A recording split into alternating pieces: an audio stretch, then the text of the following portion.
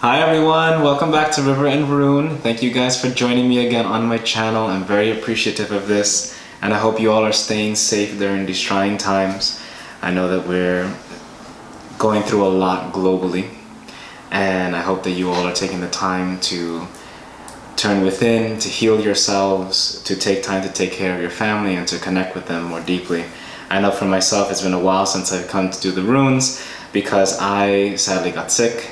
And I took that opportunity for the past 2.5 weeks to heal, to take my time to recover, to take care of my father, and to check in on my family and things like that. So I hope you guys are doing well, and let's get straight to it. So the fun thing about this time around is that we are in the month of the alder tree.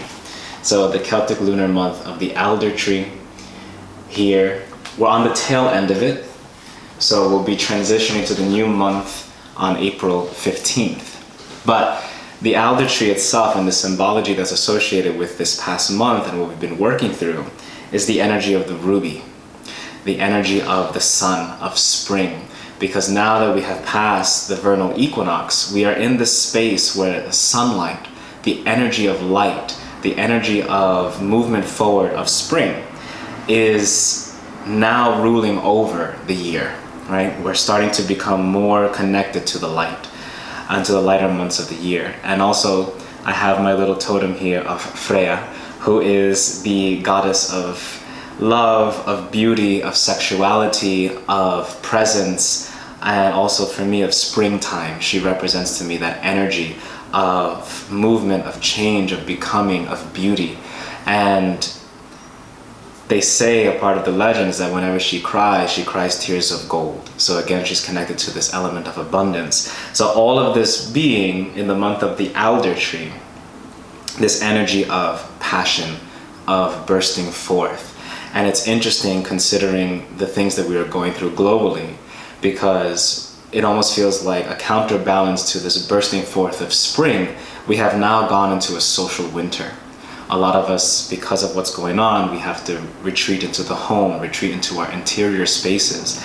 And it feels very much about this time to tend to the garden within and to plant those seeds that we need to plant so that things can grow. So we'll go straight into the rune readings. And I also wish to offer my prayers and my condolences and my love to all those people who are going through difficult times, considering what's going on the planet. My heart goes out to all of you. So, let's see what the runes have to say.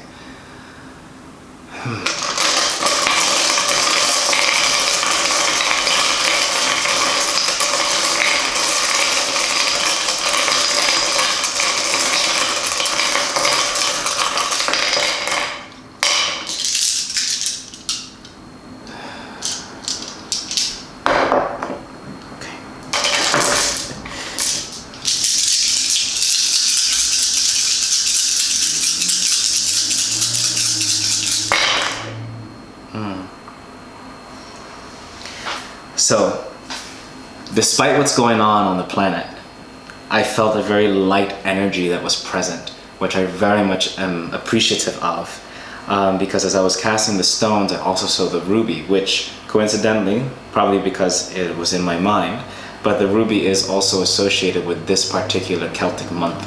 And just to give you a brief background of the ruby and what the ruby symbolizes as a gemstone, it's a corundum, so it's a very powerful mineral. It's one of the hardest stones just after diamond, if not the hardest stone after diamond, if I'm not mistaken. But rubies and sapphires are actually the same stone. The only difference is a slight chemical shift that creates a difference in coloration. So a ruby is a red sapphire, and a sapphire could be considered a blue ruby. So the idea behind it is the ruby is connected to the spark of life, whereas sapphires are considered the deeper connection to wisdom and to understanding and to the intuitive principle. So the balance between the two, right? The fire of life, the passion, and that push forward, and then this more deeper connection to wisdom and intuition and the interiority of our consciousness. So having that balance is understanding that they're the same thing. That passion that drives you forward is the same thing as the intuition that guides you on the path. So it's a very interesting thing to keep in mind, especially for this time frame. So again, like a ripple in a pond, we're starting in the center and time moves outward. And this will be for the next week. As you guys know, I like to do my weekly rune readings to give a sense of what's coming up next. So first off, in the center of the reading, we have Lagus in Merkstaff in reverse. And as you guys know, it's a little bit difficult for me to see that particular rune in Merkstaff for those of you who are constant people of the channel. Which I like that, people of the channel. It feels like people of the river. I like that. But yeah, so anyway, Lagus in reverse oftentimes represents the deeper parts of ourselves that can lead us to stagnation or overthinking, anxiety, depression. It's the energy that happens when the waters of the soul stop flowing. And usually water always flows, but it stops flowing when something is in the way, right? When there's a blockage. And so if the blockage is left for long enough, the water starts to become stagnant. And that stagnancy of water, you can relate it to the stagnancy of the flow of energy. And so that can often lead to anxiety, to depression, to overworking of the mind. It can lead to a lot of things. Lack of creativity, lack of desire. And so when it comes to Lagus in reverse in the middle of this reading, it's really saying that, you know, we have to be very cognizant at this time, especially given what's going on globally, and given that a lot of people are staying at home, especially for myself in New York City. You know, we're in the stay-at-home stage, stay in place. So all of us, many of us are at home. Being at home in the interiority of your soul and the interiority of your psyche can oftentimes be very triggering, especially if you're not prepared for the things that you might find while you're looking in your soul, while you can no longer run. You can no longer run away from yourself, or avoid the issues that you've been dealing with, or avoid the things that have been on your mind, right? So when it comes to Lagus in reverse, for those of you who do the tarot or who have an understanding of the archetypes of tarot, I oftentimes see this as a combination of the Death card and the Nine of Swords. So that kind of anxiety and that mental over-processing that we get when we are faced with transformation, when we are faced with the parts of ourselves that need to be buried, that need to be composted for greater growth within ourselves. So again, at this time, just be very cognizant of yourself, be very patient with yourself. Please have compassion, because I know this is a very trying time for a lot of us. So please have compassion for yourself, because you are doing your best at this time. It's okay to take your time to, I keep hearing, be present with yourself. So taking your time to be present with yourself. Later on, we have Algis. And of course, as you guys know, Algis is, of course, for those of you who know the runes and who have been checking out my channel often, Algis is the rune of protection, the rune of stepping forth, the rune of staking your claim on the things that you have in life, right? So it's also about spiritual connection. It's also about connecting to higher forces and connecting to your higher self, right? Because Algis oftentimes was a rune that was placed upon sacred spaces to say that this is sacred, this is taboo, or this is a space that's set apart, right?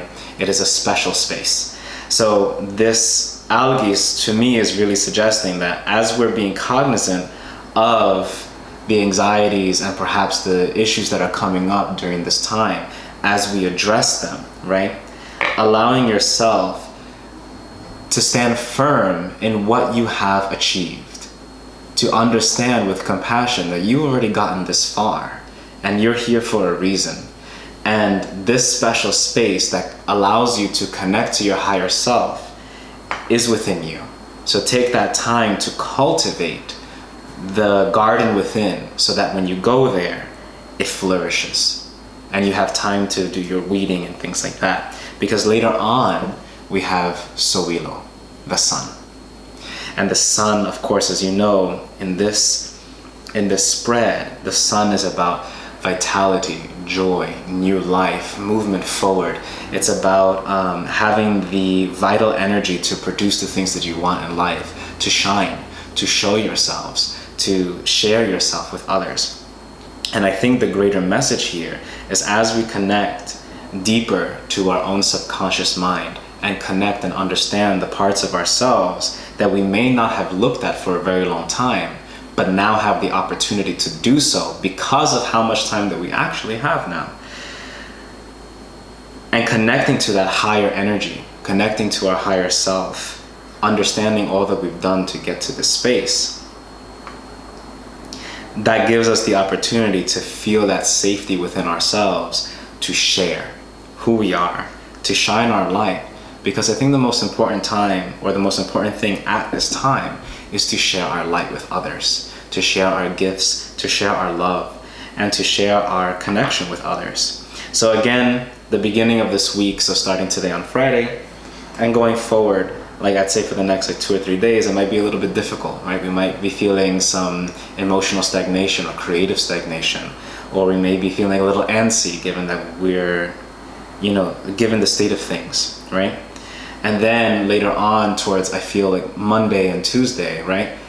Into Wednesday, there's this deep energy of connecting to ourselves, of saying like, okay, I'm gonna make this decision to drop in and acknowledge what's happening and find that sacred space for myself, so that later on next week, going into Thursday, Friday, there's that burst of energy, that feeling of like, okay, I got this, I can do this. I feel more energized, I feel more about sharing myself. So, but again, this energy here, I also see in terms of like the shape, because as I have explained in my really earlier videos, that the shape of the stones also is important in terms of the interpretation of the reading itself. So I have here what looks like, we have a little cup at the base here, and then we have another little slope going in. So this slope connecting to this cup feels almost like a seat, as if you need to sit back.